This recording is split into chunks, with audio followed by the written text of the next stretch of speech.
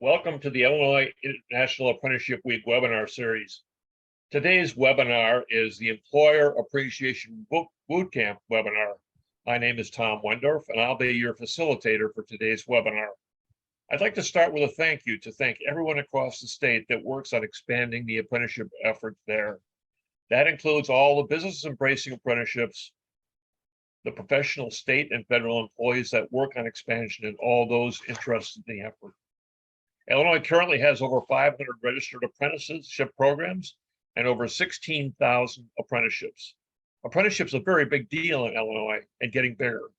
Thanks again to all who support the apprenticeships.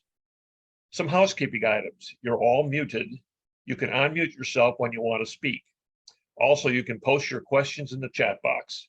We will answer them during the Q&A period in today's webinar. This session being recorded and will be available at the National Apprenticeship Week 2022 website. This session will use the live transcript feature for Zoom for captioning. Next.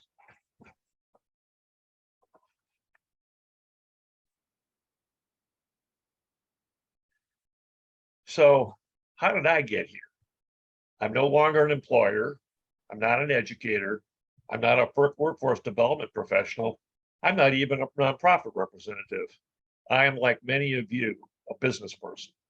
The main difference is I'm retired. I sold my business in 2010 and wondered what I would do with my retirement. So what's next?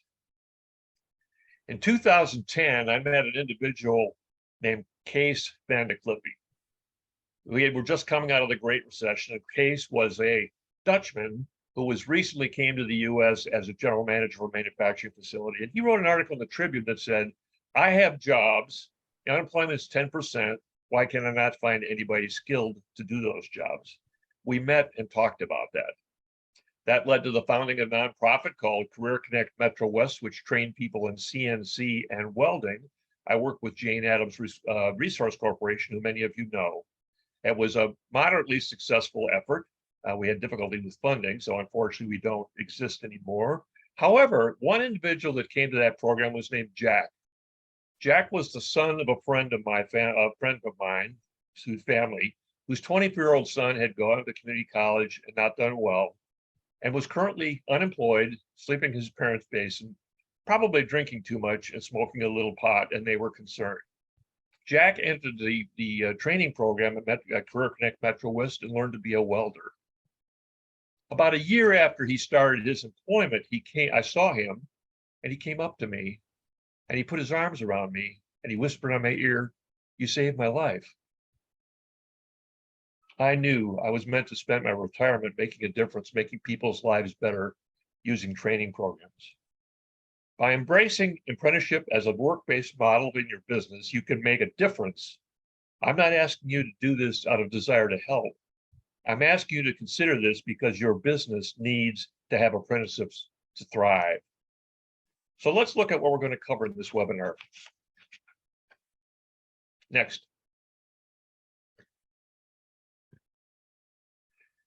We're going to cover the entire apprenticeship landscape in Illinois and talk a little bit about the ecostructure that makes it work.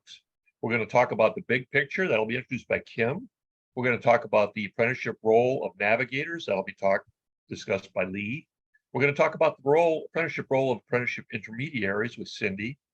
And then we're going to have a question and answer period with all four of us, the Apprenticeship Bootcamp model panel.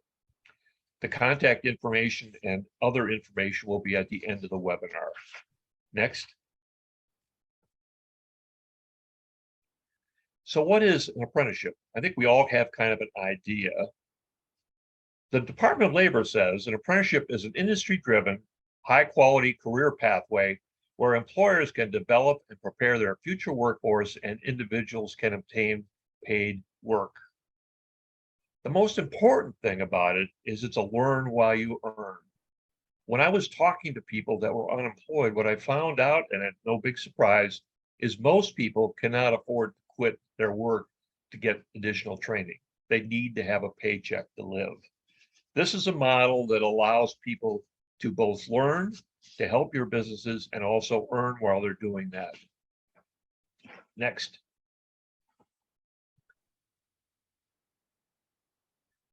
This is a brief recap of the history of apprenticeships. As you may or may not know, it started hundreds of years ago in the Middle Ages.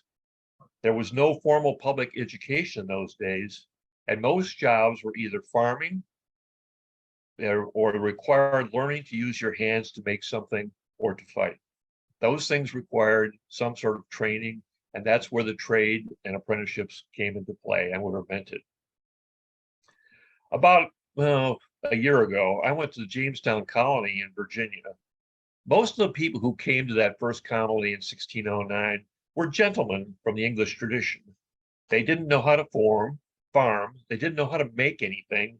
The only thing they knew was they had money, and they came expecting to earn a fortune from all the gold they were going to find, because that's what the Spanish found in South America. Well, it turned out to be not true. They didn't get rich, and they naively came unprepared with only one blacksmith and a couple of tradespeople, and they almost starved to death. That was a deep lesson. Next.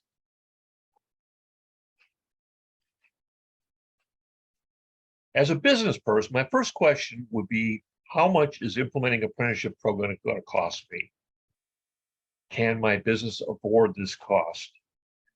I can't tell you directly what it will cost you.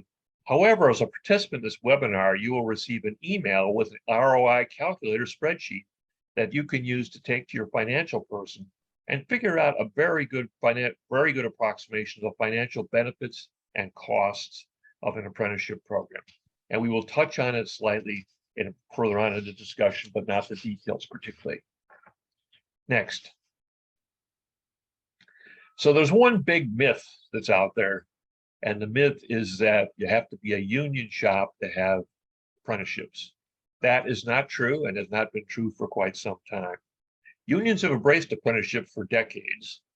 Other non-businesses more recently have improved their apprenticeship programs. The vast majority of the 500 current apprenticeship programs in Illinois are not union shops. They're independent businesses like many of yours. You do not need to be in the trades or to be unionized to have an apprenticeship. These jobs are not just for construction work and trades as you know them. Next. Another misperception is that apprenticeships are strictly focused on a certain number of business areas. On the left, what we have is a list of big companies that currently have apprenticeship programs in Illinois. People like Catalyte, IDM, Google. In healthcare, there's Walgreens and Aurora Advocate Hospitals and many other hospital groups. And in business services, Aon, Zurich, Insurance, and Accenture Consulting. That might lead you to believe that only big businesses can have an apprenticeship program.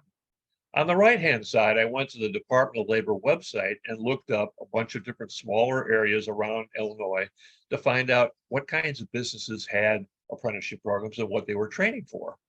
Well, Sunkel Employing in Springfield is training plumber assistants.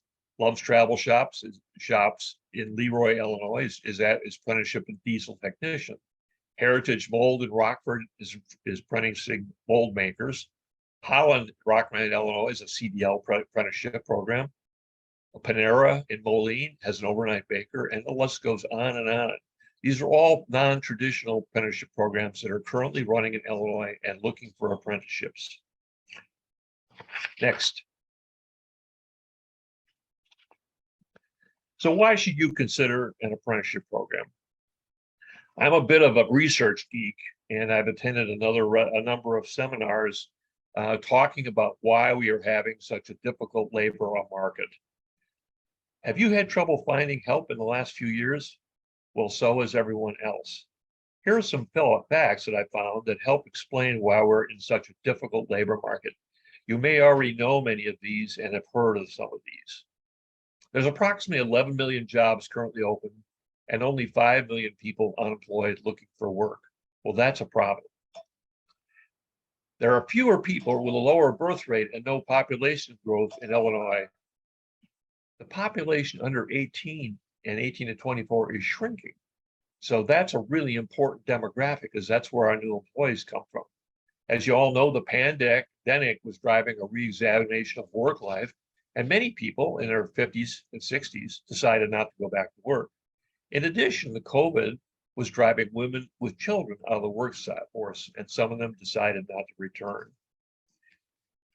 The facts will not change. They do not. The demographic trends, the social changes, and poor public migration policy. It is time for business, meaning you, to take control of your destiny. Recruit, train, and retain the workforce you need to thrive by starting today with apprenticeships. Next.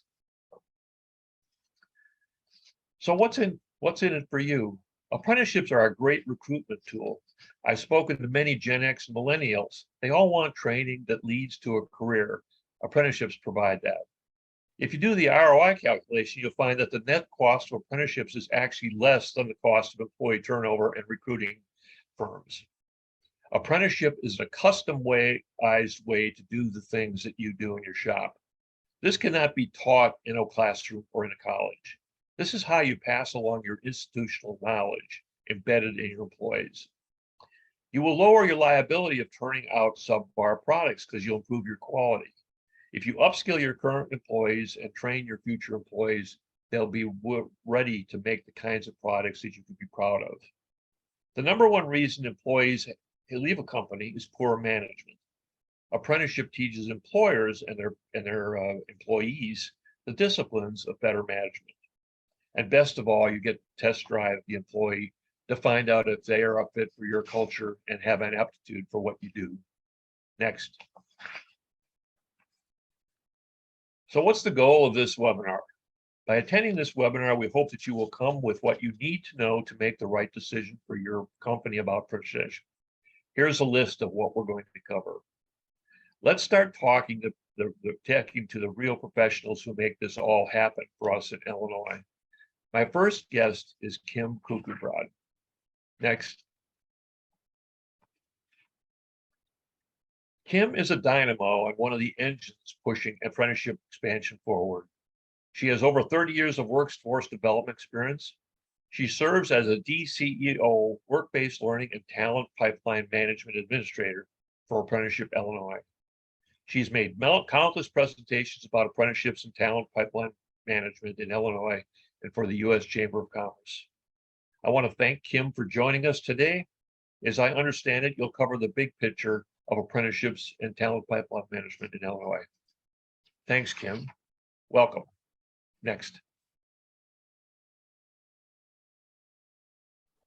There you go. Thank you, Tom. It's good to be back with everyone. I've seen so many familiar names that I've seen this week, so I'm glad that you're sticking with us through Apprenticeship Week, and I hope that you'll find this webinar just as valuable as you've seen the others. So let me begin by sharing with you what are the 5 elements of developing an effective apprenticeship and what we're doing here in Illinois to expand it. First, we're using the U.S. Chamber's Talent Pipeline Management strategies as the foundation. And we'll talk a little bit about that, but that would be a whole different webinar. But what we're trying to do is to align these 5 elements. As we're looking at the state leadership and policies so we can align this with individual sectors. And Apprenticeship Illinois is leading that charge with funding from the U.S. Department of Labor.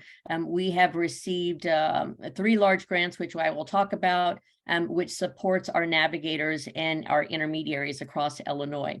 Our navigators is one set of twins. So we have twins in this process, and the navigator is responsible for the outreach and business engagement. They're the individuals who are going out, working with the chambers, the organizations, and bringing sector-like industries together to really talk about what are their pain points, what is their retention rates and upskilling, and how apprenticeships can play a role in that, filling that skills gap. And then we start working with our training providers, and this is where our intermediaries, the other twin, comes into play. What we're doing is we're working across all types of training providers to look at their ability to expand with apprenticeship opportunities, their willingness to look at alternative credentialing, and are they willing to adjust their curriculum and courses in order to meet these needs of these new apprenticeship programs. And then what we're looking at, and the most important piece is strategy 4, is how do we diversify our workforce? in talent pipeline, one of the strategies that we look at is we do a thing called back mapping. And back mapping talks to the employers to say, where are you really finding your talent? Where have you found the talent that you've been able to onboard quicker? Where is the talent? Where are you finding the talent that for your upskilling? And what training provider is helping you with the retention of your employees as well? So what we have discovered as we go through the back mapping process there are so many different talent pools that have been untapped that we haven't looked at in the past.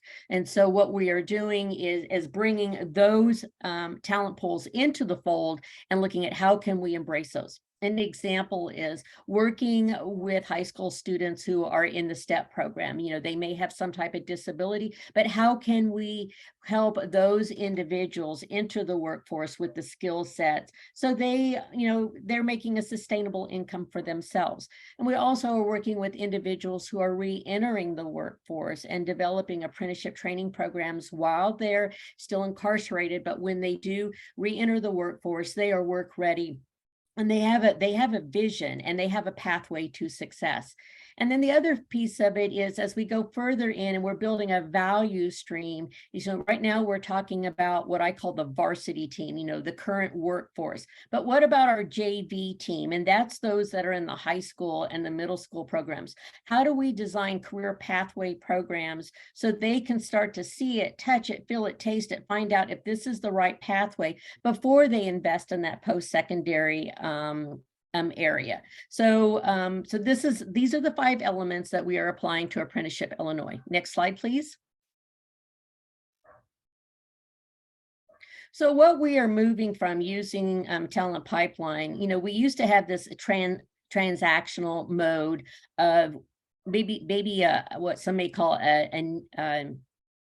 doing a knee-jerk reaction to the process, and we're not looking at being proactive. We were being reactive to a situation. So a request comes in, we fill the orders, we're doing a one-on-one job placement, and you know we're loosely working with employers, but we're not really building a sustainable pipeline. And we're working one-on-one. So now we've gone from a transactional way, which is the old way, into a new transformational way.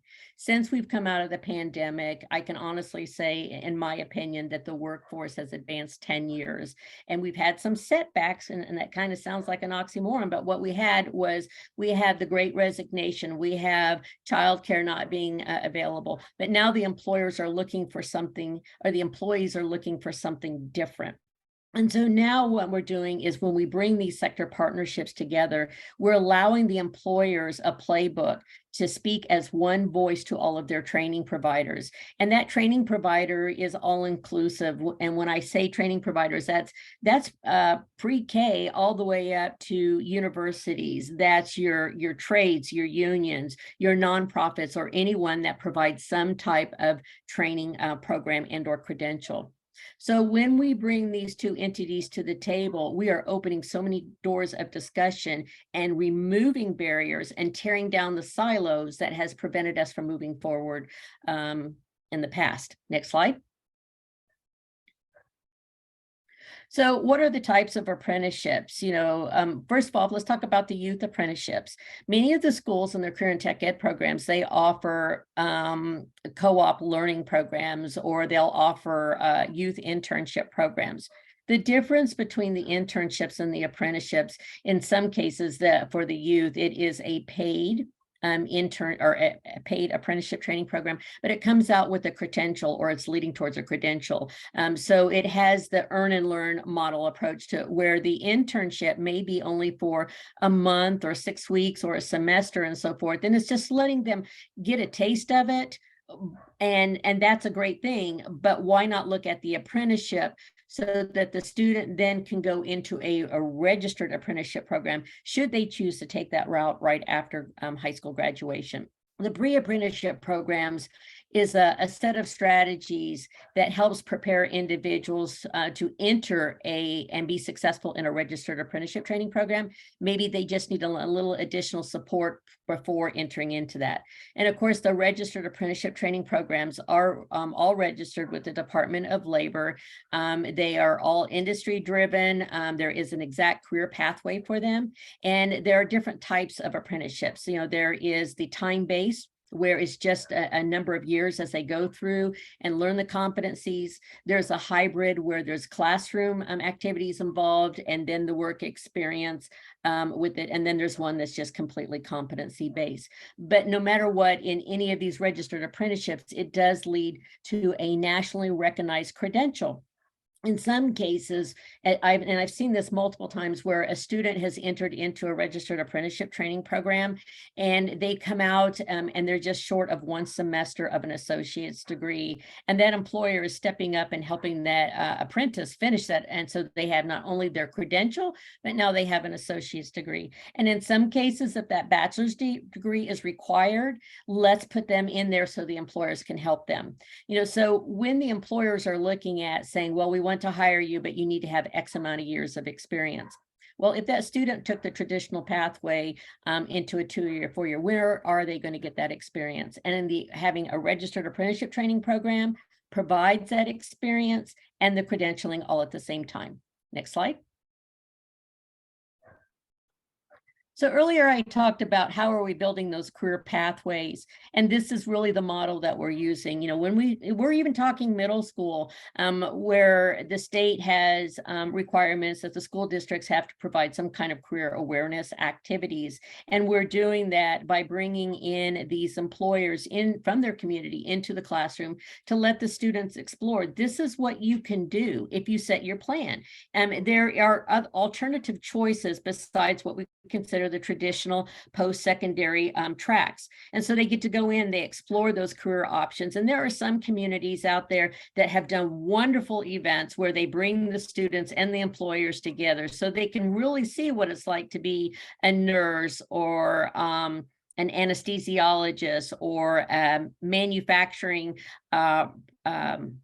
a CNC operator or a construction operator. And I put out big kudos to that. I know the Peoria community does this every year for their 8th graders, and it grows and grows and grows. What we're doing is, what they are doing is really planting seeds and ideas where the students know what their options are. And then as we're building that career development experience with the pre-apprenticeships and the youth apprenticeship programs, straight into an actual registered apprenticeship. Next slide. So this is our team. This is the one set of the twins that I was referring to. These are our navigators who are out in the field, and they are going to be your first contact. As you're an employer on this webinar and you're wanting to know what's my next step, you would go to Apprenticeship Illinois website, and this would be your first contact. You would reach out to one of these navigators within your region, and we also have listed for your convenience the local workforce area that they are in, and they'll be happy to meet with you to talk about apprenticeships. They could look at your company to see if it's ideal and ready for an apprenticeship type training program. And then from there, once they're ready, then they're going to bring in the intermediary team. And the intermediary team is that boots on the ground individual that will walk you through the process of setting up and establishing your apprenticeship. Next slide.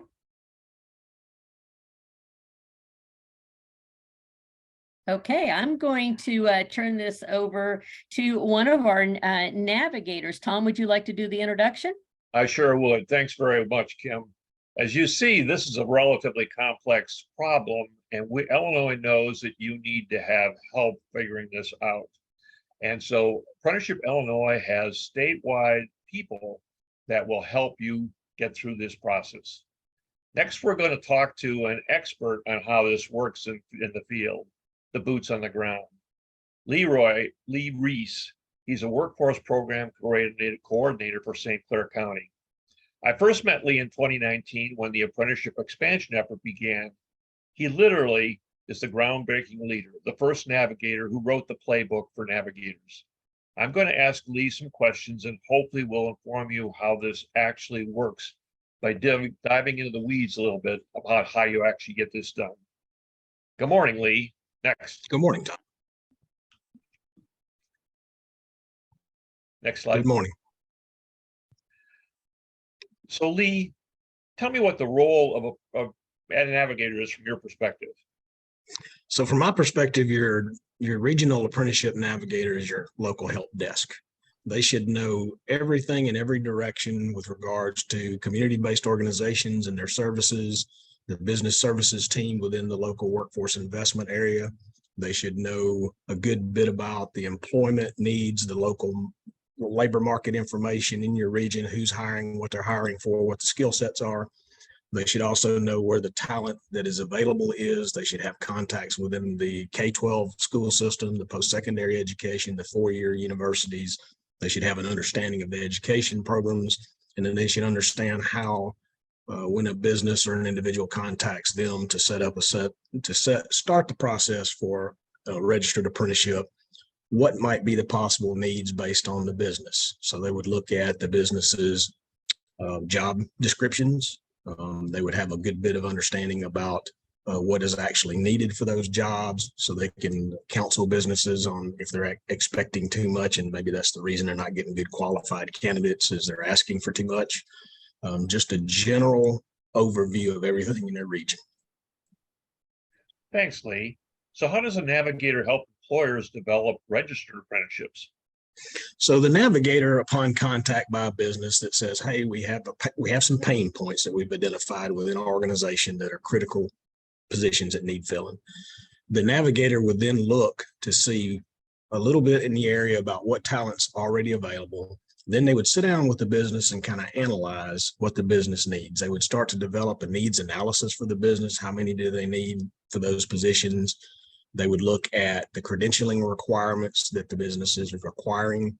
And then they would kind of give an overview of, this is how we get a registered apprenticeship to work based on your needs, how many you're going to need, when you're going to need them. And then they would start to develop an interest in the apprenticeship. They would start to counsel the business on, how that process works. And then once they get the business to the point that they're pretty sure they want to use apprenticeship as a tool to fill their talent needs, they would refer them to an intermediary. And they would also have a good understanding. A good navigator should have an understanding of the multiple funding opportunities that are available to. That's great. So are there other? They should understand the local workforce investment board where they could. Are there other apprenticeship opportunities besides registered apprenticeships? What are the alternatives to that? So yeah, there are registered apprenticeships and unregistered apprenticeships, but I counsel business that you want a registered apprenticeship because it's a nationally accepted model, and you can go back to your liability insurance and say, hey, we're using a nationally recognized training model. So is there a possibility of getting a break on our liability insurance? And at best, you have something that is structured across the country. Thanks.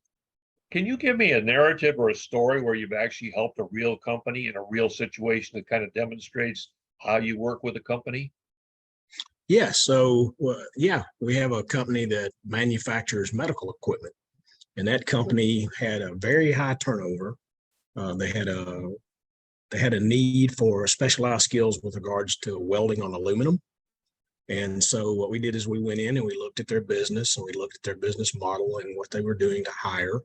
And we were able to go to one of the local high schools and develop their welding program to fit the needs of the business, to where the students could come and they would do a paid internship. And as they graduated from high school, they went into a paid registered apprenticeship. Now, that particular company, in addition to that, had some issues with its culture. They were losing about 50% of 150 employees every 6 months. That's just horrible for a bottom line of a business to have that high of a turnover. So in addition to registered apprenticeship, we analyzed the culture, made some recommendations, and now they have a family atmosphere within their business, and they've not had call-offs for several weeks at a time. Wow. So actually, apprenticeships can even change the culture in a company and improve the management of the company to some extent, like I said earlier. That's great. So you take care of the beginning of the process and help the business establish the apprenticeship and make the decisions on how to move forward. And then I think you hand off the business to an entity called an intermediary, which is something that most of us are not familiar with. I know I never was before I got involved in this. Why don't you tell us how you connect the business, the employer, to the intermediary? Yes, and sometimes, Tom, it's not that the business needs a registered apprenticeship. It could be that they just need to develop relationships within the community to find their talent in other ways. Diversity and inclusion is a big one. They come to navigators and say, how can we diversify our workforce? And so we find them talent pools that fit that.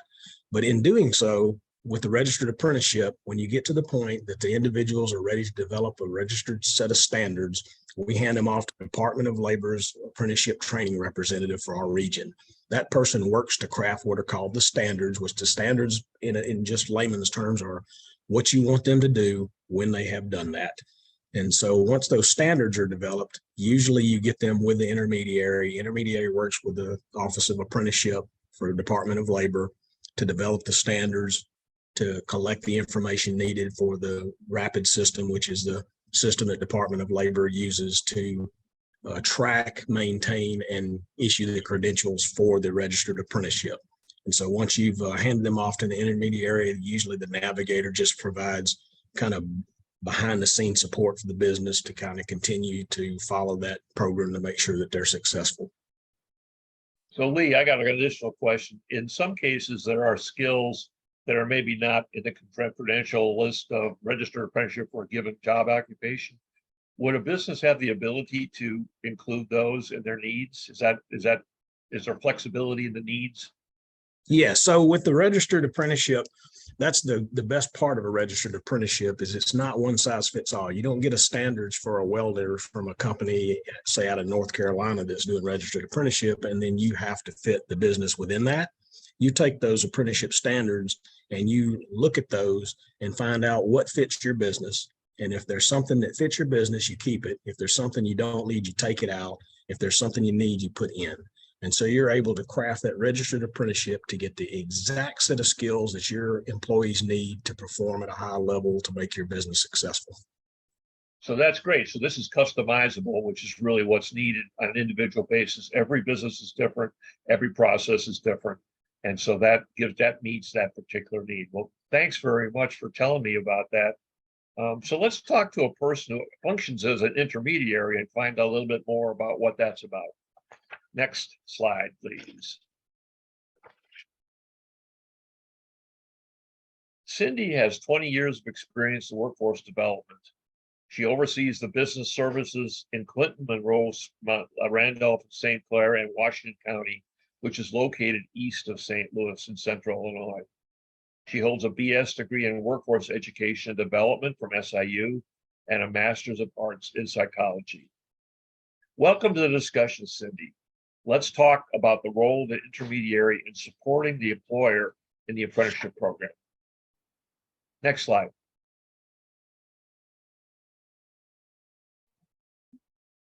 You're on mute, Cindy.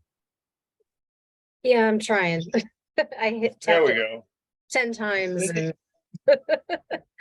so as an intermediary, our primary goal is to facilitate the process of putting together a registered apprenticeship.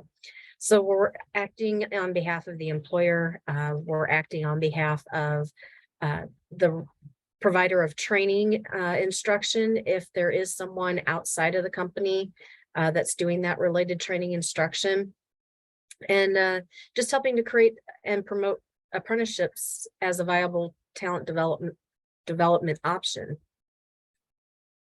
Thank you. So who can be an intermediary? I think the state is very diverse from one end to the other. There's all kinds of entities out there. So who can actually function as an intermediary? That can be a variety of organizations or agencies.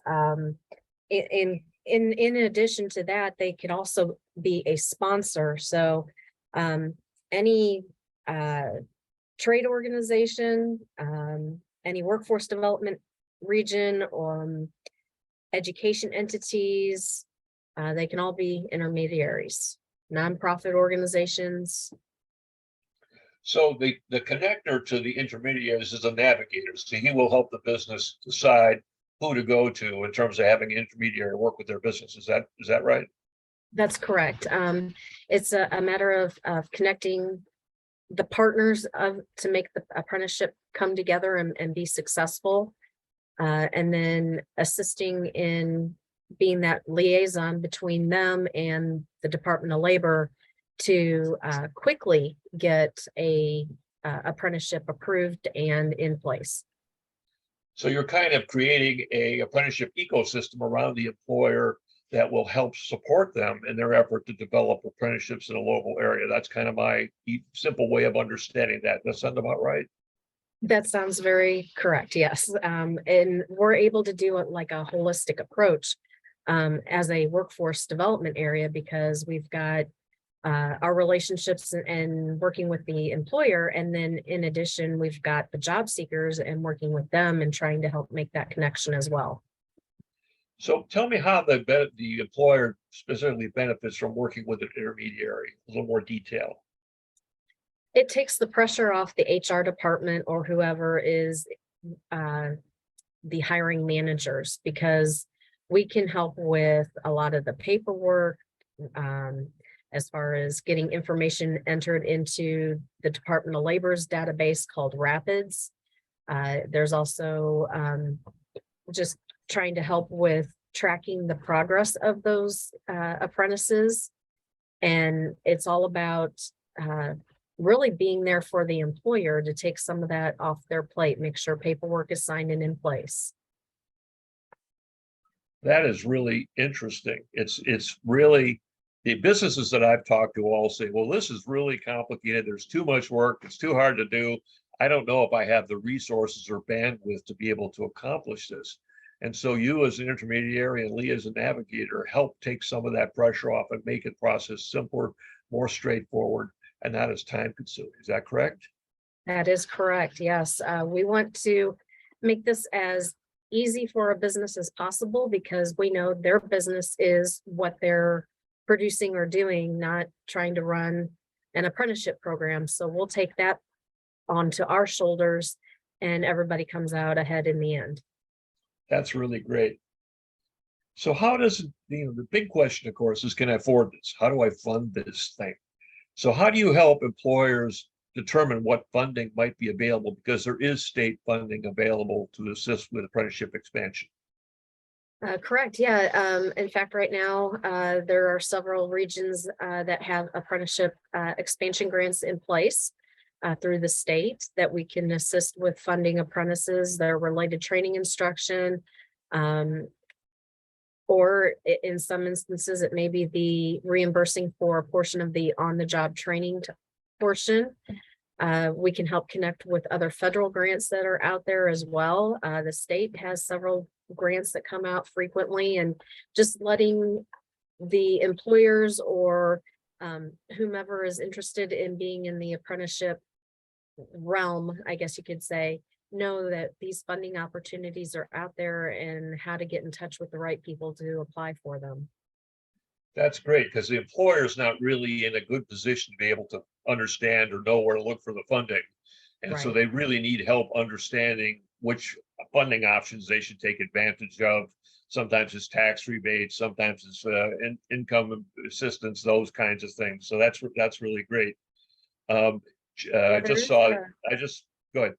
I was just going to say there are tax credits that are currently in place with apprenticeships.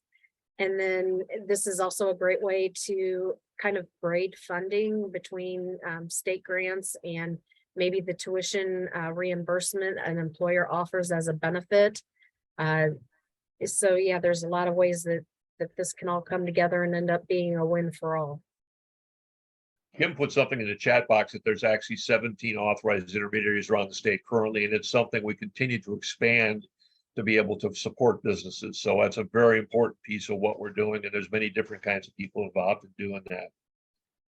To wrap up this section, can you give me a narrative or a story about a business you actually work with and tell me how you help that business get their apprenticeship going and keeping it going and funding it? Well, let's see, which which one do I want to talk about? There's been several. Well, Lee's already talked about the one manufacturer of medical equipment. We have the first ever food truck operator apprenticeship in the country. We have that apprenticeship in this area. However, the employer is the related training instruction and the sponsor of that particular apprenticeship. When this all started, we became a sponsor of CNC and machinist apprenticeships, meaning we went through the standards and said we will take on bringing together an employer and somebody to provide the training instruction. And so we started working with a company that is a supplier to the auto industry, and supplied them with the standards and said, okay, what in these standards do you need your people to know? Is there anything here that you don't need them to know? Is there anything that's missing from here? And then we started partnering with one of the local community colleges and said, okay, the employer says this is what they need their people to know. What courses do you already have in place? Is there anything within how those in this curriculum that you can supplement or add to? And then had everybody sign off on it, and ran 12 apprentices in the first round, of which 3 completed, 3 moved on to other opportunities before completing the apprenticeship. And I've lost track of the others off the top of my head. That's fine. As I get it now, why you're called intermediary, you actually create a bridge between the business and other entities within the county or the area that helps the business. For instance, community college, you might be the primary trainer for that, or or you might have a supplier, authorized training supplier for that in the area. And the intermediary is the person that makes that connection, so the business doesn't have to go in search of how they're going to get that done. And that's really important. I think you probably work on support services as well, maybe transportation or childcare or whatever issues come up for the business. You try to help them address those issues in some way using local support. Does that sound about right?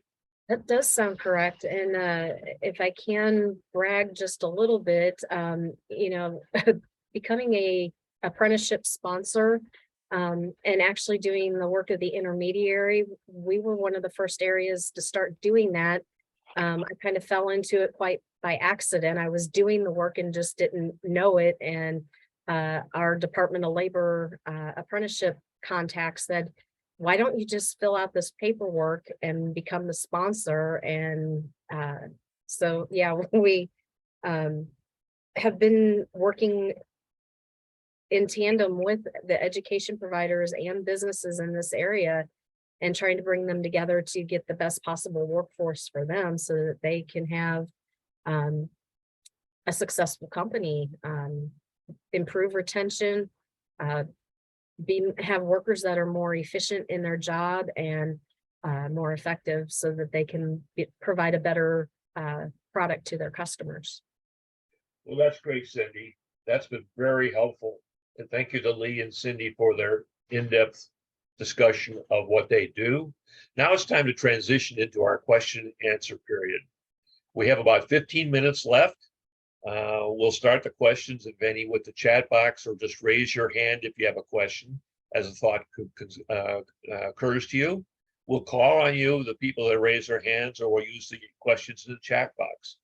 Tanner, our on-seat assistant and the staff person, is running the presentation. He'll access the chat box and ask questions and call on folks that raise their hand with a question. So do any of y'all who are listening to this webinar have any questions of our presenters or myself? There's no questions in the chat that have not been answered yet. So if you have any questions, please feel free to unmute yourself and ask the panelists on your own. Hi, good morning. My name is Jim Longino with Greater Southwest Development Corporation. Thank you guys for doing this presentation today. It's been very informative. I work with manufacturers for our local industrial retention initiative here. We also have a workforce director. And one of the things that I'm looking to see is twofold. First, how can we as an agency or partner or work with the intermediaries? And two, how can I help my manufacturers better? Given the information that I heard today, I'm very looking forward to the ROI calculator. But is there any good ways to try to help these smaller manufacturers understand that they too can participate in these programs? Kim, do you want to answer that? Yeah, thank you. I had to find my mute button. Hello, Jim. Yes, we can help you. If you're even associations or organizations that have members, we can come in with our navigators and really walk you through the process. And the beauty of this type of a structure that we're using, it gives a voice to the larger corporations, but it also gives a voice to the small mom and pop operations within a community. And when we talk about, what is the demand in your area for a particular position, or what is the need? When we collect this information, it's done in a collective fashion so that when we develop a solution and an apprenticeship training program, that the smaller operations are not overlooked. They have a voice in the process. They have a voice when we start working with the training providers, to expand the curriculum or adjust the curriculum accordingly.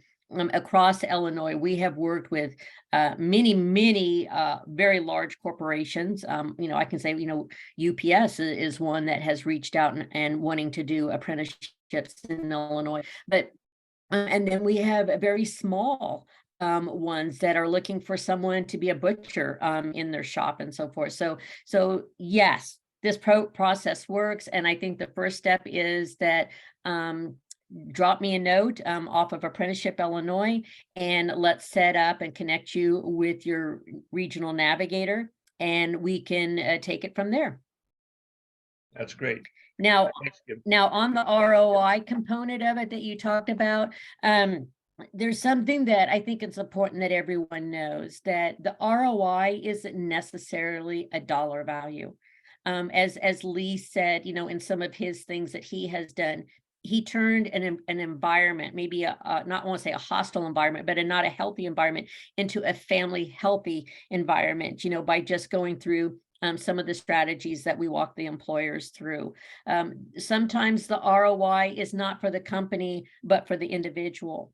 And we can also use apprenticeships for upskilling. So if you have a CNC operator, per se, that might be ready to be that frontline manager, but just needs that little extra support, apprenticeship training programs can be used to upskill that individual for that, rather than going out and trying to find that talent outside of that particular company region. And, and it also starts to help, it starts to eliminate everybody poaching from each other, because that's what it's very common. I'm going to poach for this, for that, because maybe they make 50 cents more an hour or so forth, but it's starting to leveling the playing ground a little bit in this particular area. So we would love to meet with you, Jim. Thank you very much. That's really helpful. Thank you. Jim, you should know that there's going to be a number of items that are going to be sent to you from this webinar, including the ROI calculator. And we can send out copies of the presentation for you to look at. And also the presentations itself, this online webinar will be available online. So if you had a manufacturer who was really interested and wanted to spend 50 minutes looking at this and hearing the conversation, we'd certainly encourage you to do that. Thank you very much, Tom. Thank you. Any other questions? I would like to really quickly share a success story that I saw happen with an apprenticeship. And it was for an individual. I met this young man when he was a sophomore in high school. And we got to talking about what is it that you wanted to do. And he says, I have no idea. I don't even know if I want to go to college, but I just like working with my hands. And, when someone tells me that, there's such a smorgasbord of opportunities for individuals that want to work with your hands. But I was able to work with him and his parents and his guidance counselors and enroll him into a youth paid apprenticeship training program with a local manufacturer. And this young man found his career, and he went through every department in this company. So he was in the logistics section, he was in the HR department and accounting, and he was with the CNC operators and so forth. He ended up graduating with all of his NIMS credentials before finishing high school, which in most cases is unheard of. And after he did that, he was within 1 semester of finishing with his associate's degree. The employer offered him full-time employment after high school graduation. And he sat down with them and said, you know what, I think I'll be a better employee if I finish my education. So they turned him from a youth apprenticeship into a college apprenticeship training program. And from that, he finished his associate's degree, and the employer paid for it. He was still so engaged with it that he ended up going on to Southern Illinois University in Carbondale and was accepted into the engineering program. He finished with his bachelor's degree in mechanical engineering, which was fantastic. And guess who paid for it? The employer where he started out when he was a junior in high school. He ended up going on to finish his master's degree in mechanical engineering, and the employer paid 100%. So when you look at the ROI of what that company invested in that individual, knowing that they were home growing their own talent, and that individual as part of that process was coming back to work for them. So the student graduated with pretty much zero college debt.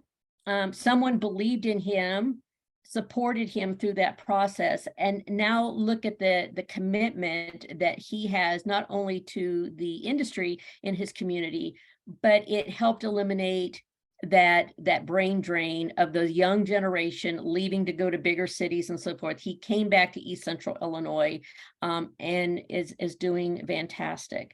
You know, so I love hearing stories like that when people share that, because it makes such a difference for the person to know that there are other avenues besides what they have had in the past. They don't have to go, and I say this very respectfully, there is nothing wrong with the 2-year or 4-year degree if your career requires it. But if it's not a requirement, let's look at other credentialing pathways for these students so that they really have a plan of action before graduating from high school. So Lee and Cindy would like to address a question about healthcare apprenticeships. There was a question in the chat box about that. So Lee or Cindy, you want to take that, or both of you? Sure. We work with several hospitals and even a couple of nursing homes in our area. And we have some registered apprenticeships for certified nursing assistant / patient care technician, certified nursing assistant, psychiatric tech. We have certified medical assistant. We have pharmacy tech. We just got a set of standards ready for a hospital for a central processing sterile technician. So pretty much anything a hospital or healthcare facility needs, we can help develop that. Thank you. Cindy, you have anything to answer in addition? No, Lee covered it all. Okay. I'd also like to say that Advocate Aurora up in my area has a very successful apprenticeship program that brings people out of the we would call disadvantaged people, I guess, and get them started in a hospital entry-level positions. And many of them, or some of them, are starting to go into med techs and other things as they gain interest. The other comment I wanted to make is that in my county, there's also a pre and youth apprenticeship program that's tied to the registered apprenticeship program at College of DuPage.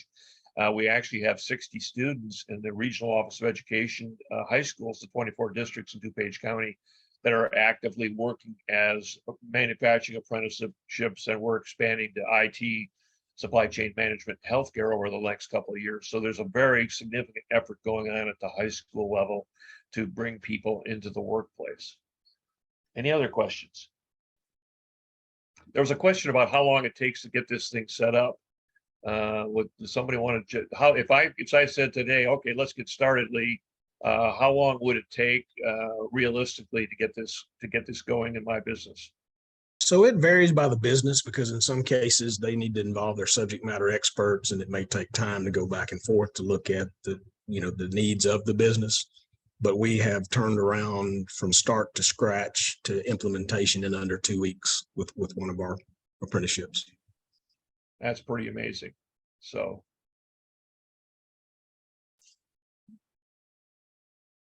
There's a couple things I would like to share.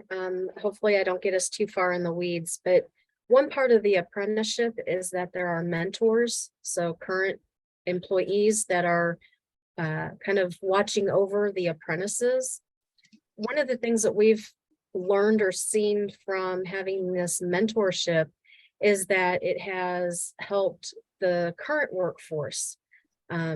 They've become challenged because now they have to really dig down and think about what it is that they do day by day and how they do it and why they do it that way, so that they can share that and impart that knowledge on an apprentice. And in some cases, that has really helped some of the other members of the team to grow and challenge themselves and want to learn more and find more opportunity to contribute to the company.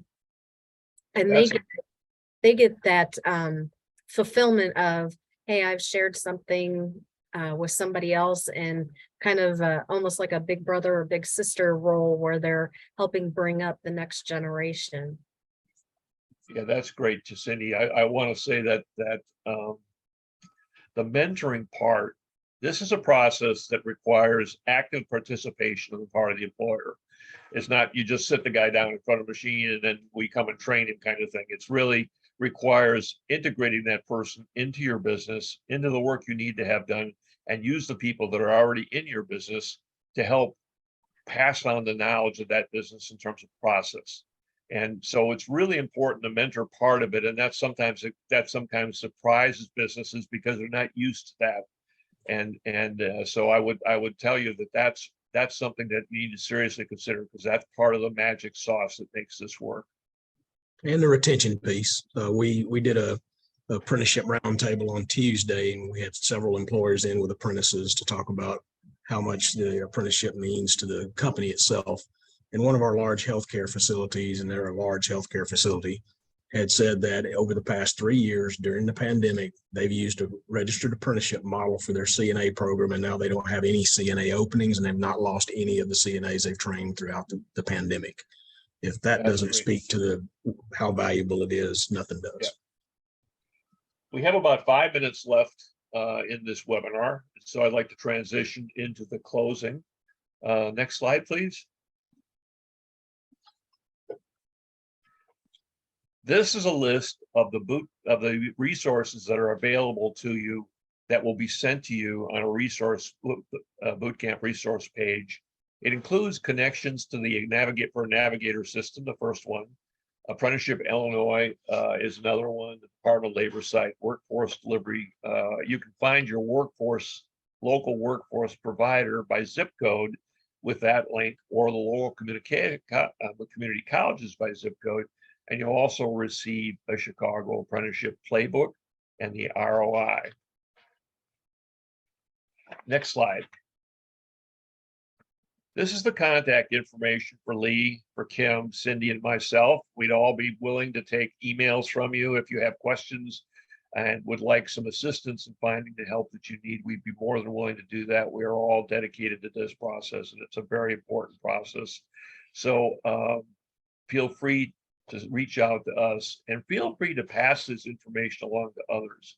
One of the really important things we're trying to do is expand awareness of apprenticeship programs within the business community, because we think this is the future of economic development in Illinois, and keeping us a strong economy is to having a strong commercial environment with strong employees, and this will help us do that. Next slide, please. On a personal note, I'd like to invite any people that are on this to be aware that I'm a member of the Illinois Workforce Board. I'm also a member of the DuPage County Workforce Board, and you may or may not know that there are workforce boards out there looking for business people to participate in this process. I would like to invite you to contact your local workforce board and investigate that opportunity. It's frankly been one of the best things I've done in my life, and it really gives my life value to know that I'm giving back and contributing to the community in which I live. And so I want to thank you for your presence here, your interest in apprenticeships, and tell you that we would welcome to have your work in apprenticeships and your work as a business person be a voice for business in the Illinois workforce system. Want to make sure you don't miss tomorrow's webinar. That's going to be the apprenticeship stories of apprentices that are actually working currently in DuPage County, or I'm sorry, in the state of Illinois. And check out apprenticeshipillinois.com and all the social media to stay in the know. We have a very active marketing program for Apprenticeship Illinois, and you can be an important part of that by passing this information along to those you know in your chambers of commerce, workforce development system, economic development people, those kinds of folks. We need to get this word out so Illinois catches fire even more so than we have in the past. We are at this point, I think, probably 4th or 5th largest apprenticeship program in the country. And that's to be proud of because it's only started a couple of years ago. So thank you for your help. And we'll see you tomorrow for the webinar. Thank you.